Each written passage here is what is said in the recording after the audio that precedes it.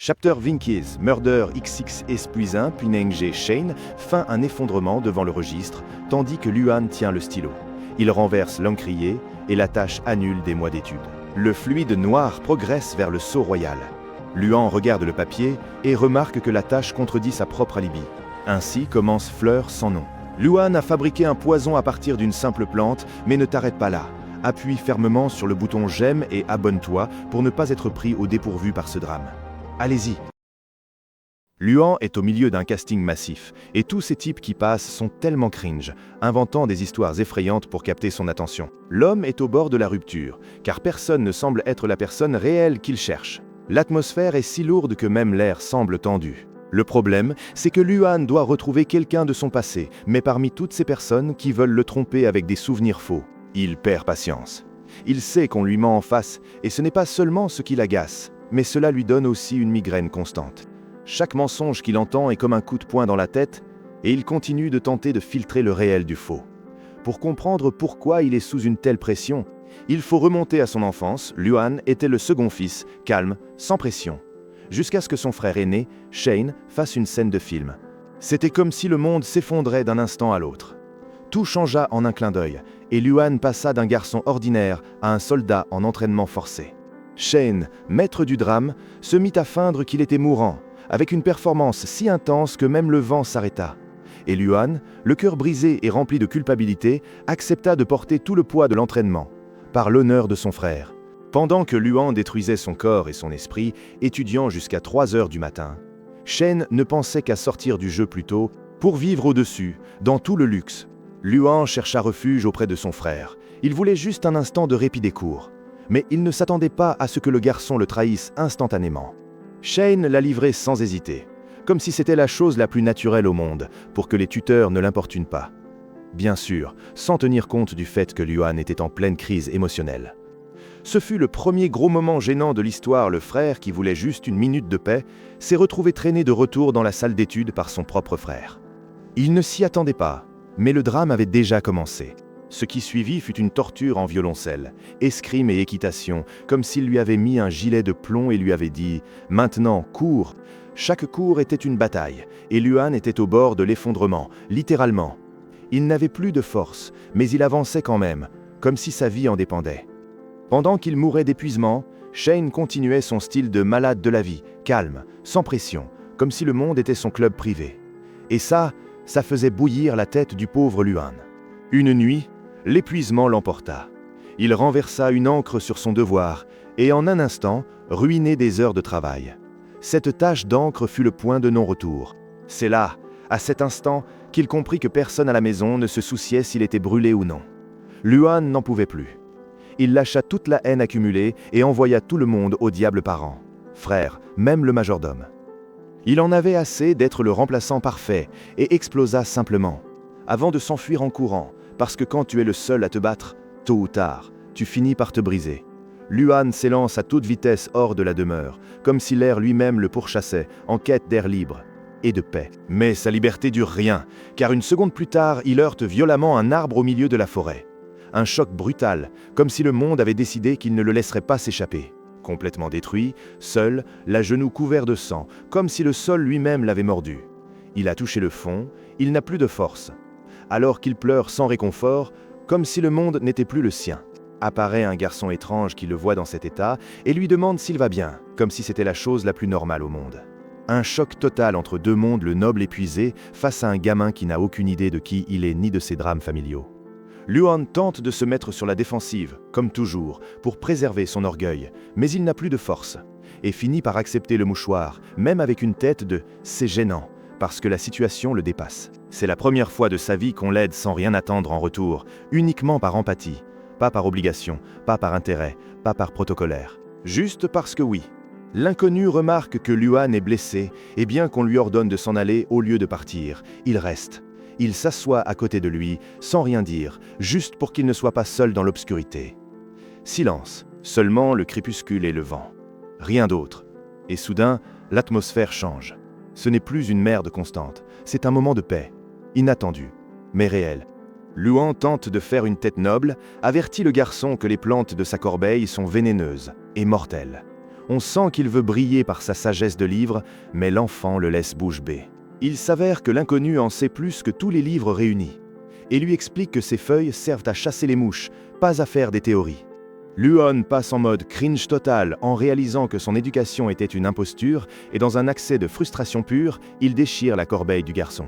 Puis, comme dans une scène de film de super-héros raté, il s'enfuit en courant en hurlant « Je les déteste tous quand il arrive à la demeure, c'est un chaos d'ampleur épique, Luan est un désastre ». Littéralement et figurativement. Les genoux en sang, mais il ne bat pas un cil. Pour sa famille, c'est un désastre total, mais lui est ailleurs, en train de traiter le premier choc de réalité qui l'a frappé de plein fouet. Quand on l'interroge sur le mouchoir sale qu'il tient dans la main, Luan ment en disant que c'est de la poubelle, mais il le garde comme s'il s'agissait d'un trésor. Ce chiffon est désormais son seul souvenir de la seule personne qu'il a traité comme un humain, sans le juger. Le lendemain, il continue de tourner en rond autour de cet événement, comme un cycle mental. Il demande même d'autres usages de la plante vénéneuse. Bien sûr, les paroles de l'enfant lui sont gravées au fer. Ce moment de paix, même s'il s'est terminé en chaos, l'a marqué pour toujours. Pendant qu'il prend son bain, Luan réalise soudainement « Oh non !» La plante qu'il avait tant critiquée, celle que l'enfant lui avait dit servait à repousser les insectes, fonctionnait bel et bien. Et l'enfant avait raison. Et là, d'un coup, la réalité lui assène un uppercut. Bien sûr, il se sent un véritable idiot. Il avait méprisé un savoir utile qui n'était même pas dans ses précieux livres. Son tuteur, Erdik, remarque qu'il s'est passé quelque chose et lui donne la permission de sauter les cours. Mais avec une condition qu'il aille s'excuser. Luan change de vêtements, prend quelques bonbons comme offrande de paix, genre « Désolé, ce n'était pas mon intention », et retourne dans la forêt avec toute l'envie de réparer les choses, bien qu'on voit qu'il est plus nerveux qu'un chat dans une boutique d'électroménager. Mauvais timing, il attend une semaine entière au même endroit, comme un drame Netflix sans fin, et le garçon n'apparaît jamais. Entre la frustration de voir des fourmis, le vent et le silence, il commence à penser que peut-être ce n'était pas pour lui. Au fil des jours, Luan comprend qu'il ne peut plus ignorer plus longtemps ses responsabilités, comme si l'univers lui disait « assez ». Et accepte que probablement, il a perdu sa seule chance de se recréer, avec cette tristesse qui ne vient que quand on réalise qu'il n'y a plus de retour en arrière. Juste au moment où Luan était sur le point de renoncer et de tout lâcher. Pouf, le gamin apparaît de nulle part, comme s'il avait sauté d'un portail, et lui demande avec un air inquiet s'il s'était encore fait mal. Au lieu de soulagement, Luan explose comme une bombe, il crie qu'à cause de lui, il a dû attendre une semaine et que les fourmis ont mangé ses biscuits préférés. Tellement gênant, mais la crise ne dure qu'une seconde. Luan réalise, inspire profondément et d'une voix plus douce, s'excuse d'avoir été un tel fardeau la dernière fois. Le gamin, avec cette vibe « tout va bien, frère », reconnaît qu'il a effectivement été pas mal, mais accepte les excuses avec un sourire qui, en un clin d'œil, change l'humeur de Luan comme s'il avait allumé un filtre de bonheur. Pour Luan, c'est une révolution, il a toujours été entouré d'adultes qui le traitaient comme un noble. Et maintenant, enfin, il rencontre quelqu'un de son âge qui n'a aucune idée de qui il est. Et ça, c'est génial. Fait semblant d'être offensé quand le garçon l'appelle mignon, mais évidemment, il est en pleine panique intérieure. Bien qu'il fasse le sérieux, en réalité, il est obsédé par ce lien authentique. Genre, c'est ça, se sentir vu vraiment par quelqu'un. Quand le garçon essaie de partir, Luan passe en mode panique totale. Sans réfléchir, il attrape son vêtement comme s'il s'agissait de son dernier filet de sauvetage. Il invente une excuse ridicule, genre « j'ai eu une indigestion », juste pour que l'autre ne s'en aille pas. Et ainsi, avec un mensonge qu'il ne croit même pas lui-même, il parvient à obtenir la permission de l'accompagner à chercher des herbes dans la montagne. Luan ne se trouble pas de ses vêtements chers déchirés, ni de ses mains ensanglantées sans gants. Ce qui l'importe, c'est de ne plus retourner dans sa réalité. Alors il préfère grimper avec son nouveau ami plutôt que de rentrer à la demeure, même si c'est la fin du monde. Luan rentre à la demeure en ruine, mais avec un sourire qu'il ne peut contenir, portant des herbes comme s'il s'agissait de trophées de guerre. Asha est à peine capable de rester debout en le voyant, mais elle ne peut s'empêcher de rire devant le désastre qu'est devenu son nouveau ami. Erdik le regarde et réalise enfin que le garçon est vivant, et avec une véritable raison d'être. Cette nuit-là, Luan ne parvient pas à fermer l'œil, l'excitation le tient prisonnier. Chaque instant passé avec son ami lui semble un voyage, et il compte déjà les minutes avant de retourner dans la forêt, comme un fanboy fou. Il est totalement accro à cette sensation de liberté qu'il n'avait jamais connue, comme si tout le monde lui appartenait. Les escapades deviennent sa nouvelle routine, et chaque jour il saute les cours comme une habitude, pas un crime. Le personnel devient fou, courant après lui comme s'il était un fugitif de film, mais lui sourit simplement et continue son chemin. Erdik lui laisse de l'espace, Il sait que Luan en a besoin. Même si le reste du personnel s'inquiète sans chaîne, que deviendra la famille pendant qu'ils apprennent à distinguer les champignons dans la forêt, tout semble plus réel, plus vivant. Et quand le garçon lui dit qu'il veut devenir pharmacien comme son père, pour aider les gens du village, Luan est bouleversé. Ce n'était pas quelque chose qu'il pouvait imaginer dans son monde de pression et de luxe. Mais maintenant, cela ressemble au plus beau rêve qu'il ait jamais entendu. Le garçon lui demande à propos de ses rêves, et Luan, au lieu de répondre, sourit simplement, comme s'il gardait un secret qu'il ne partagera pas. Mais Luan décide de garder son identité au fond de l'armoire, parce que si le garçon la découvre, tout sera ruiné et l'ambiance disparaîtra. Pour la première fois, il ne se sent plus comme un sujet d'expérience ni un objet d'étude, mais simplement comme un garçon ordinaire, sans étiquette, sans pression. Alors il conclut un pacte amitié sans nom, afin que cette liberté ne devienne pas une gêne. Pendant que Luan s'égare à ramasser des herbes comme un enfant normal, les rumeurs dans la demeure explodent, l'héritier n'apparaît plus en cours, et tout le monde commence à penser qu'il se cache. Erdik voit le chaos et dit « Ok, plus de jeu », et décide de tout risquer pour lui. Se cachant derrière les murs pour que le comte ne sache pas que l'héritier s'adonne à la cueillette de plantes comme un simple serviteur. Shane apparaît soudain, avec son attitude habituelle de « je suis le roi » et s'enquiert du progrès de Luan avec une supériorité qui donne même mal au cœur. D'un sourire qui ne parvient pas jusqu'à ses yeux, il dit qu'à 9 ans, son frère devrait simplement s'efforcer davantage, comme si l'épuisement de l'enfant était quelque chose qui n'en valait même pas une seconde attention. Bien sûr, cela ne l'intéresse pas du tout. Il veut juste le voir s'effondrer et reste les bras croisés, comme s'il s'agissait de son devoir. Au lieu de capituler, Luan se précipite dans la bibliothèque comme un fou. Ce n'est plus seulement une fuite, il dévore désormais des livres de botanique, avec une obsession que le temps lui-même ne peut freiner. Il transforme son petit refuge en une véritable mission, afin de comprendre le monde de son nouvel ami. Les filles pensaient que Luan s'était déjà lassé de leur sortie, mais en réalité, il cherchait simplement des indices. Aussi vite qu'il eut trouvé le livre de botanique qu'il lui fallait, il s'enfuit de la bibliothèque comme s'il était poursuivi, sans regarder personne. Luan arrive dans la forêt et fait la surprise du siècle au garçon en lui montrant la plante qu'il cherchait, exactement comme dans le livre. L'autre s'illumine de joie et lui demande prêter le livre. Bien sûr, son rêve de devenir pharmacien n'était pas une blague. Le garçon est tellement absorbé par le livre qu'il ne réalise même pas que Luan est là.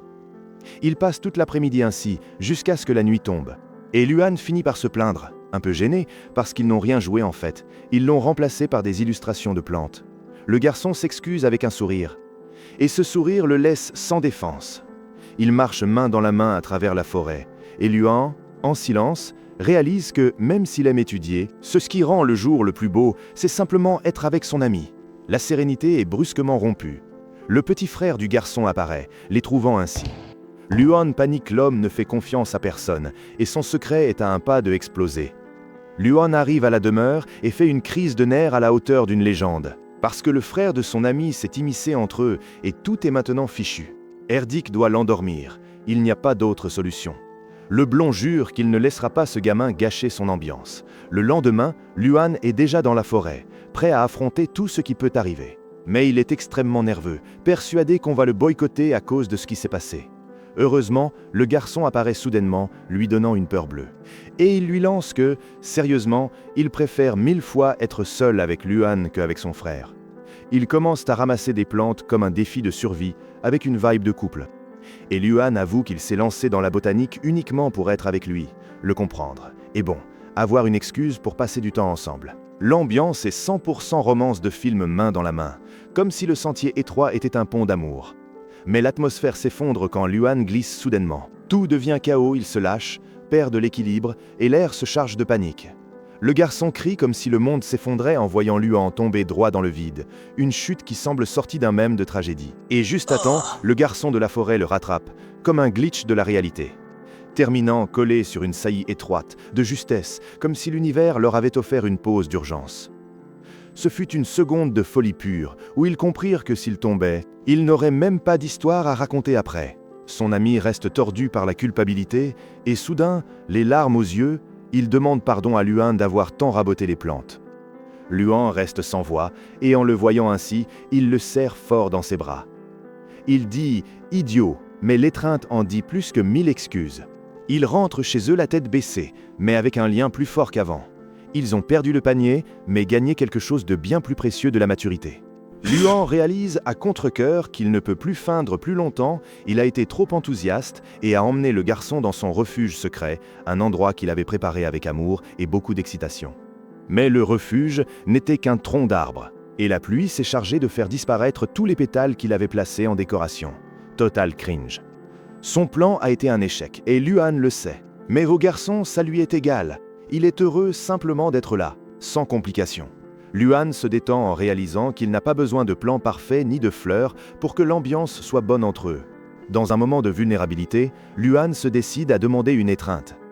Et reçoit tout l'amour qu'il n'a jamais eu chez lui, comme s'il avait enfin trouvé une place où il pouvait s'insérer. Il se sent si bien qu'il ne peut penser qu'à une seule chose, il veut plus de cet amour dont il ne savait pas qu'il avait besoin. Le temps passe et nous les voyons traverser toutes les saisons, des escapades pour manger des fruits, aux après-midi de lecture et aux batailles de neige. Et tout a commencé comme quelque chose de simple, mais maintenant, c'est un lien que ni le temps ni le froid peuvent briser. Ce n'est plus seulement une amitié, c'est comme s'ils étaient connectés, sans effort, sans drame, simplement présents. Et le meilleur, c'est qu'ils restent forts, sans faille, sans excuse, toute l'année.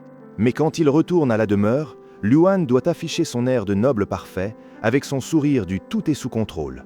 Dîner interminable, conversations ennuyeuses sur la politique et la gestion des terres.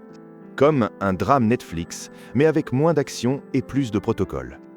Il s'en fiche complètement de ce monde à peine fini son thé. Il s'en va vite pour continuer à planifier sa prochaine évasion dans la forêt. Un dîner familial, aussi froid qu'une glace, style formalité obligatoire. Le père de Luan lance la bombe, il va l'envoyer étudier à Rius, un continent qui se trouve littéralement à l'autre bout de la planète. Même si l'homme essaie de le vendre comme une opportunité en or pour apprendre le pouvoir et la richesse, Luan n'est pas stupide et résiste, il ne quittera pas sa vie pour remplacer son frère. Mais c'est là que la tension monte en flèche, parce que le père sort la lettre de chantage et lui dit qu'il ferait mieux d'accepter le voyage, s'il veut que son petit ami de la forêt soit en sécurité. Et quand il réalise que son secret est dehors et que son père n'a aucune limite, Luan est complètement choqué. Sans option et le cœur brisé, le garçon explose en une colère pure, balance tout le monde à la poubelle, hurle à plein poumon que Shane feint sa maladie, et s'enfuit en courant de la demeure comme si sa vie en dépendait. Le détestant plus que jamais, comme si son propre sang était la dernière chose qu'il voulait toucher. La salle à manger est silencieuse, lourde, comme si l'air lui-même retenait sa respiration. Le comte commence son numéro de victime, disant que devenir père est une merde, comme s'il était le seul à souffrir. Mais la comtesse ne reste pas silencieuse, elle lui lance qu'il est tout aussi manipulateur que les autres, sans pitié. Et au final, comme il ne sait pas gérer ses enfants, même un peu, il rejette le problème sur Erdik, comme toujours. Luan s'enfuit dans la forêt sous la neige, brisé, vide, seul avec le froid et la solitude, cherchant désespérément son ami, car il a l'impression que le temps lui échappe entre les doigts. Quand Erdik l'atteint, le garçon s'effondre simplement. Il éclate en sanglots pour lui, aller à Rius, c'est comme être condamné à une solitude totale jusqu'à ce qu'il grandisse. Jusqu'à ce qu'Erdik lui révèle son plan s'il devient comte, il aura le pouvoir de ramener son ami. Et face à cela, le garçon reste figé. Car ce n'est plus seulement un oui ou un non, c'est une décision qui tout change. Mais s'il accepte, le jeu change.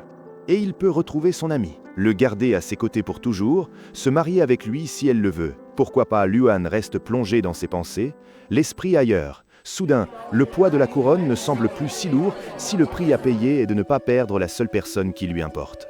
Luan se pose la question, un noble peut-il se marier avec un roturier ou avec un autre homme? Et quand Erdik lui dit que cela arrive même au sein de la famille royale, Luan passe de « serait-ce possible » à « je vais y arriver » sans hésiter une seconde. Il sait que le seul problème serait de ne pas laisser d'héritier, mais en ce moment, il s'en moque royalement. Le prix, c'est rester avec son ami, et cela vaut déjà plus que tout. Avec la victoire en vue, Luan cesse de pleurer et se met à crier qu'il sera le meilleur comte de l'histoire, comme s'il célébrait déjà son triomphe. Erdik profite de l'instant pour lui dire que ses parents l'aiment, lui offrant la validation dont il avait besoin pour dire oui, sans regarder en arrière et assumer tout le poids de la famille. Il imagine déjà une vie de mariés, déjeunant ensemble, comme un cliché de couple parfait. Et dormir ensemble, sans drame, sans limite. Alors il accepte de partir pour Rius, avec une énergie qui effraie même son tuteur.